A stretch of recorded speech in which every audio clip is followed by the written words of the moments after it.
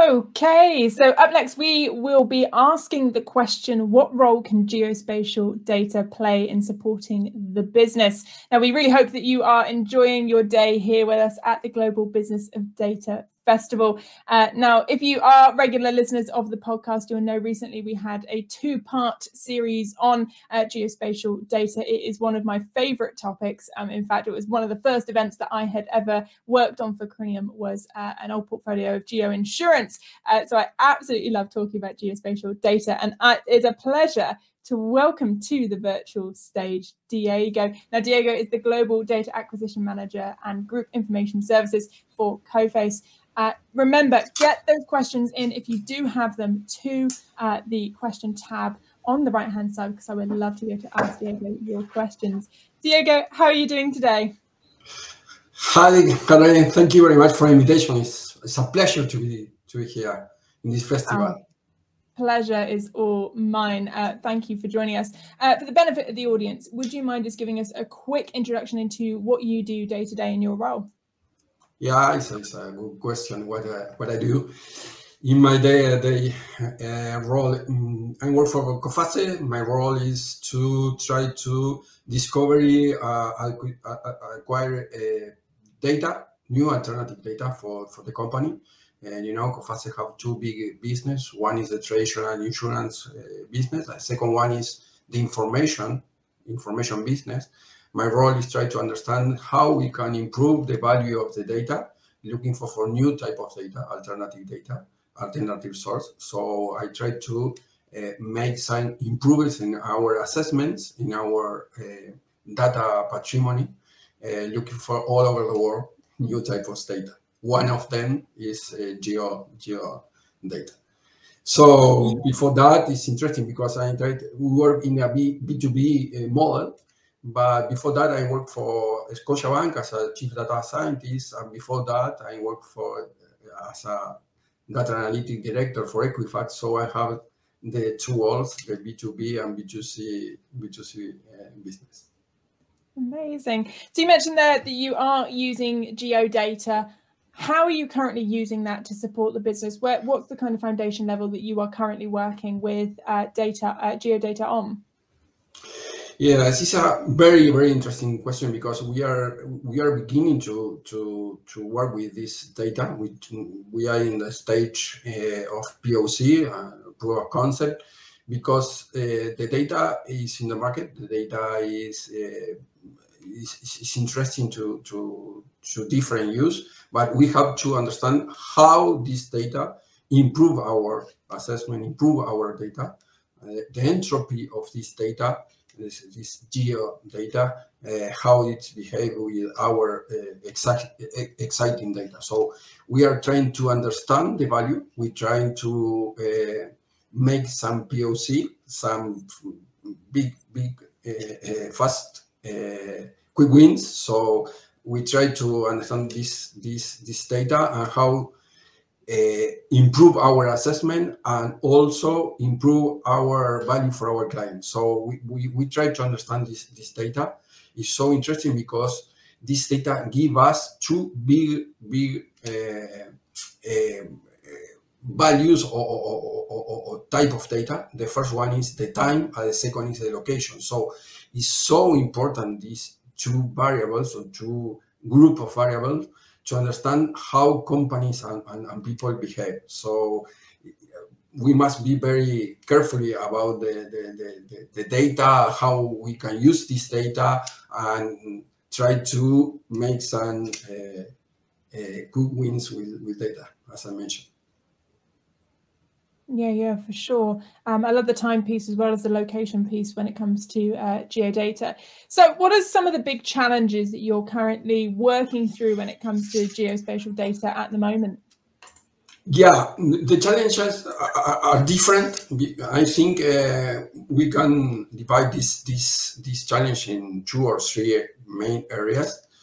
The first one is try to understand that we can make new business question, because you have to think, if we talk about people in B2C business, that we have a huge number of client or prospect or person. That it means one person today with the data we have is only one person, only one behave, only one.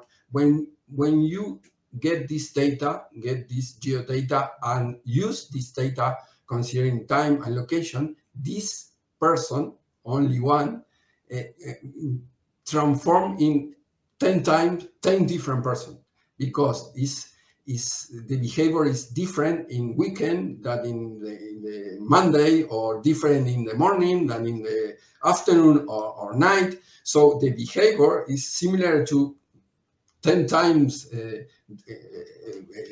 behaviors at the same time for the same person. So the first one is try to understand that you, as a business decision maker, you can improve and make new business questions.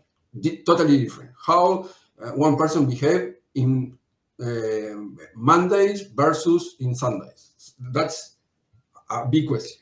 The second one is try to understand that we have to recalculate the model. We have to improve our model. That it's difficult because in our field the models are like sons, and we have to recalculate our model. In some case, retrain our models, and to make different questions and different algorithms to make this model useful and try to improve the value of geospatial data. And the last one is try to have the budget to use this data. So for me, the technology is there. The technology is not a big issue right now, but you have to have budget to buy this type of data, to access to this type of data, and also to have talent to manage this data, because the perspective is different, the questions are different. So you need a combination of data, but also talent to get the most value for this type of data. That is the three main points that I'm looking at, the challenge in our scenario right now. Yeah, and I've jotted those three down because I want to unpick them a bit further, pull on that thread, as it were. Now, you mentioned there about the changing behaviour. Now, I think this is something that every business can understand, given we've just gone through the COVID era. Some of us, depending on where we are located, still very much within the grasp of some of the elements of the pandemic. So having a change in behaviour in how their consumers are acting or doing or where they are is something we've all experienced. What are you doing to overcome this challenge of the fact that some of the data is, very, very different? As you mentioned, you look at someone, how they're acting on a Sunday versus a Monday is going to be different. So how are you currently trying to overcome that?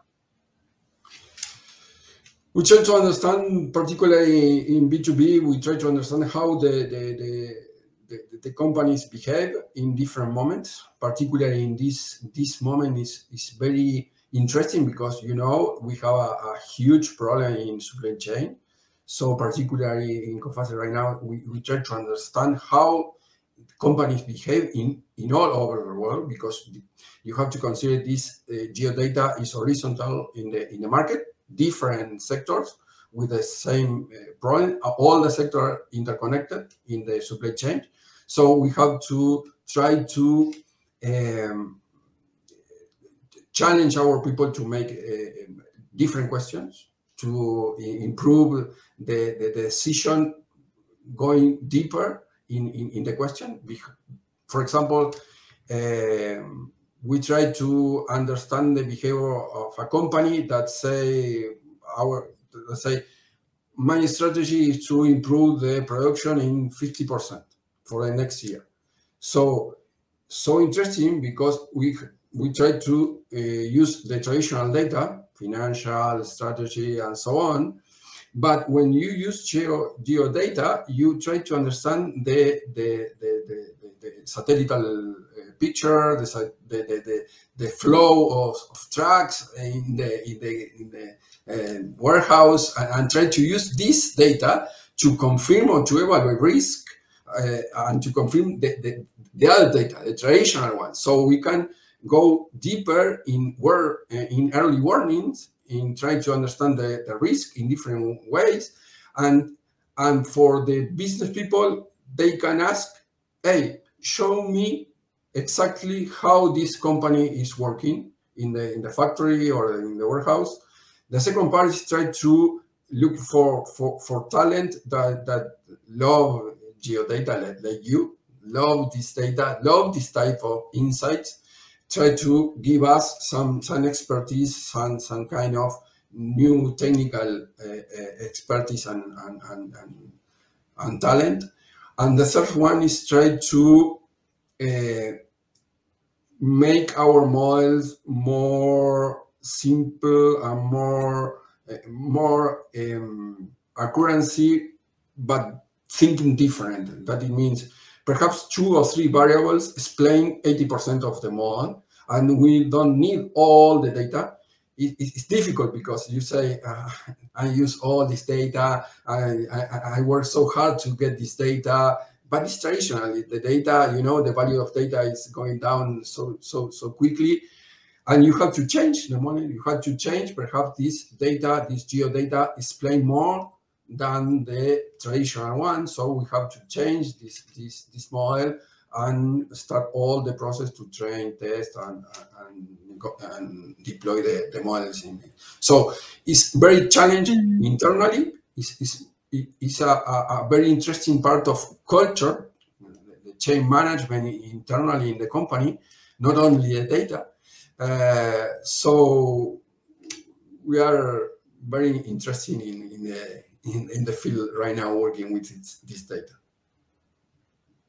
Yeah, absolutely. And I'm really glad you mentioned talent in this conversation, actually, because it's been an ongoing conversation I've been having with many leaders, especially when the models have been put into production. And it's a case of who then looks after that, right? Because there's a bit of an argument that says the data scientist probably has the best knowledge of the model, but is it the best use of a data scientist to be looking after models that have already been produced, or should they then be put back into the sandbox, creating something new, creating that value and pushing it forward? And there's kind of this evolution of a model operator in a case if someone comes in and just almost babysits that model to make sure, as you mentioned, the right data is being put into it and that nothing has gone haywire during that stage. Because as we know from an ethics point of view, there is that risk as well. So on that point on talent, what's your thoughts on who should be kind of involved in this? It's a very interesting question because the bias when you try to work with data is to work with data science or data engineer, and this is not the only people working with data, because we work with data to develop an insight to go at the end to make better decisions. So in my team, I try to work with different roles, different perspective. And here with geodata, we have to work with people to understand geodata. That implies geographic and different areas related to this discipline, weather or different type of talent, of person, of professional that can make new question and develop new insights. Perhaps the data scientist and the data engineer is very important to work with them, but a team must work together to develop different insights to make decisions about the weather, about the ground, about the production. So it's the same when you work with client or persons, particularly when you work with sociologists and psychologists and anthropologists, and you say, why they don't know so much about data science? Don't worry, these people ask the right question and develop insight. Use this data, manage the data, and ask the data the right question. Then the data scientists and so on try to make this possible, but the big question is for the field. It's very interesting to work together, because at the end, when the executive make decision, try to understand what this data or this insight imply for the business. So when you combine this talent, the geographic and so on, it's interesting because we try to work with this kind of talent all together in a multifunctional and multicultural, because it's different Asia, Latin America, North America, Europe, to understand the reality in the field. Yeah, so taking that real community approach to it, right, and making sure you're leaning on the expertise in the organization, but potentially even external, to add that additional flavor. And again, it kind of leans in nicely to that ethics piece of it's how you're also going to potentially spot problems with the data sets that perhaps a single team wouldn't spot because they're not bringing in that extra bit of expertise that perhaps you don't have held in that team for certain. Now, do you feel that the work you're currently doing is fully exploiting the possibilities of geodata, or is there still quite a bit of value to be realized? I think we are far to extract all the value for this type of data, for geodata. I think we have in the beginning of the way. I mean, we can understand.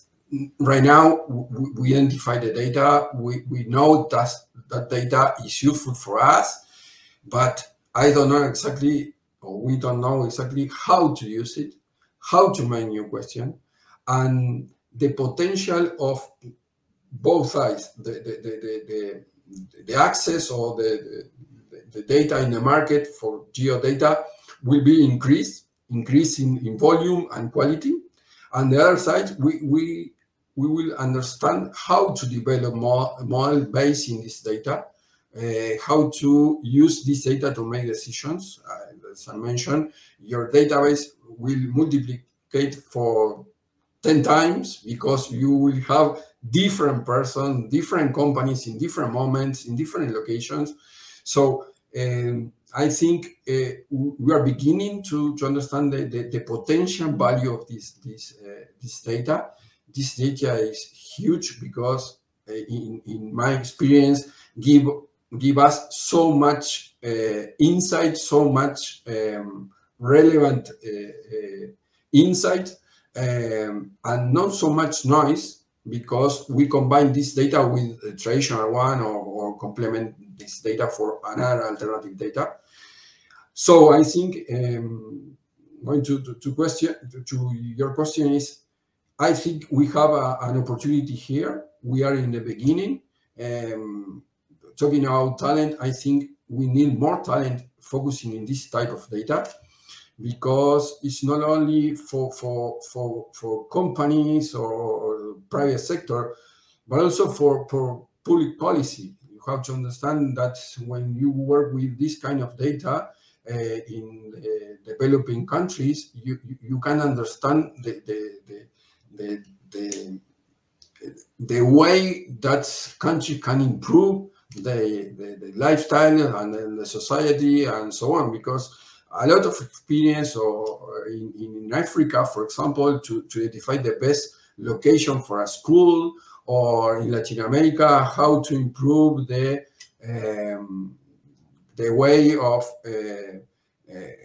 crops can be developed and so on. So it's very important, not only for private sector, but also for public sector to define public policy. Mm-hmm. So the geodata is so, the power of this data is so huge, is very important, and we are in the beginning of this process. Yeah, and it's always exciting to chat with someone when they are at the beginning, because I think that's often some of the most exciting parts to it, because you're just looking down the road at some of the capabilities you want to be realizing over the next 12, 18 months and going forwards as well. And I completely agree with the potential there to make a real big difference with geodata. As I mentioned at the top of the conversation here today, Diego, I was joined on the podcast by 4 members in various organizations to talk about their geodata, and obviously it's been used in COVID, of where to set up vaccine stations across across all all of Europe and beyond, I am sure. There was a really fantastic use case with the British Army as well, using geodata to understand how they can better their carbon footprint by looking at what land they have available and where they can plant trees. I mean, it really is endless in terms of what you can do with this data to really better just society as a whole. And then if you look in organizations as well, there's lots that can be done there. Now, you mentioned about the talent crisis. Now, everyone single leader is going to tell me that they are having a challenge with hiring and retaining talent for various reasons. We know we're going through a period of disruption since the pandemic, with people finding new opportunities for lots of reasons. What is your solution internally to finding more talent to bring in to talk about geodata? Is it a case that you're, looking towards graduates and building them up into the organization? Are you looking at upskilling potentially people who are already in the organization? What approach are you taking to fix this big challenge? Oh, it's an interesting question because I don't have an interesting answer. So I think it's a combination of a strategy to improve the talent. The first one is try to explain the potential of this geodata. I think, as you mentioned, the COVID gave us an idea of the potential of the data, because all the population on the planet move different in different zone, and we must to understand this behavior, because we need to prevent the COVID and so on, and try to be productive in the vaccination and so on. For me, the third part of the history is to show the potential for different stakeholders, the business, the policy, and also the talent. Secondly is you have to develop this type of talent in different regions of the planet. We don't.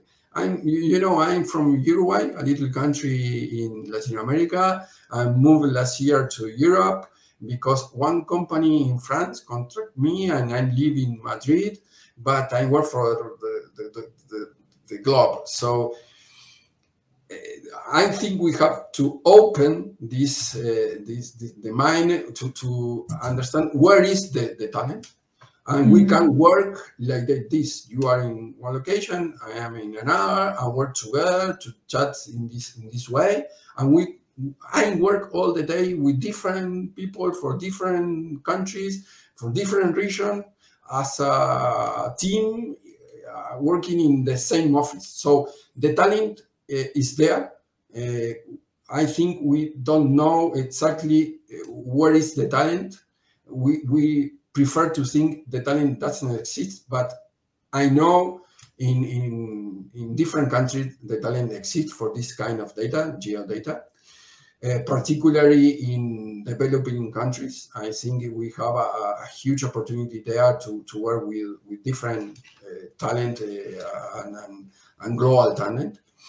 And the third part is to show internally in the company to the value of this data, and try to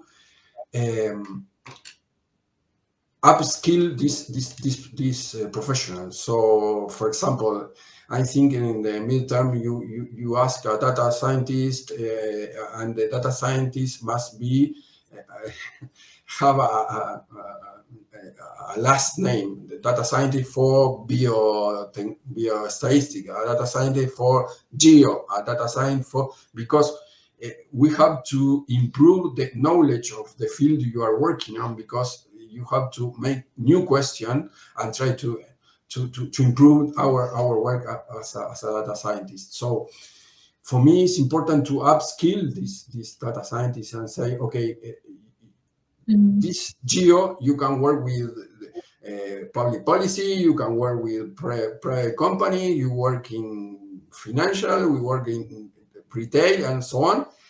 And try to understand these skills. Perhaps don't need statistic or don't need programming. Perhaps they need to understand how the world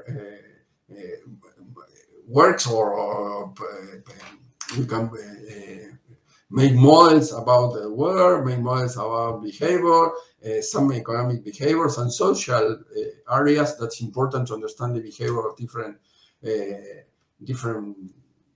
agents, like companies, like governments, like persons. So I think that the upskill of this person working with data is more related with the complement of this. It's not easy to ask question for time and location at the same time. You have to have skills to work with this data. I think the way is there. Open the mind. We work in a world. Open the mind. The talent exists. We have to upskill some people internally and externally at the company to improve the value of this data that I mentioned in the beginning.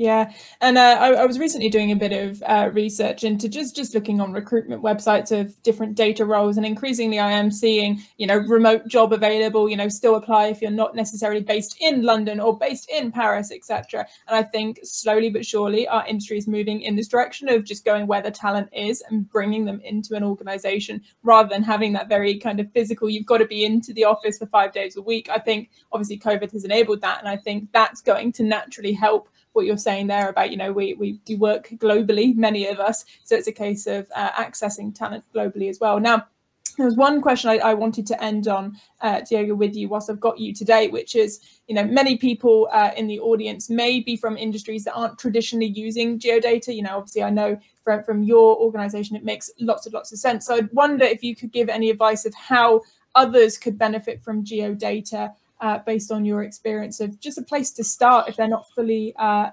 really accessing it and using it. It's interesting because at Coface right now I see different industry because we evaluate different companies for different industries and some different sectors and so on. I think each company have the opportunity. The first one is each company have the opportunity to work with geodata. Try to work with geodata. You will have a very interesting insight for this data. Combining with this data, with the current data in the company, you will give this data with time and location. It sounds easy, but it's not so easy. And time and location is not important. It's huge, the value you can develop. So start to work, try to make some POC, evaluate this POC carefully, try to explain in the easy way to the executive how you use this data, how they can make better decisions, and how they can improve the value of their business.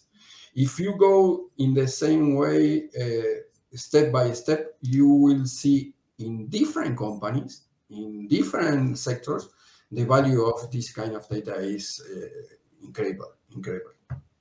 I am a fan of geodata like you. Well, we got 2 fans. I'm sure there's many more in the audience as well. Well, Yeah. Diego, thank you so much for joining me today. Unfortunately, that is all the time we have today. But if you have been a fan of this conversation, you want to listen to it back, because I know many of us want to be writing notes and also taking it all in as well, then you can do so on demand in the next few days. But Diego, thank you so very much. Now, for the rest of us, we will be taking a trip down memory lane to one of our Festival Rewind sessions, where we are joined by a thought leader chatting all about future data fundamentals. We'll see you over there.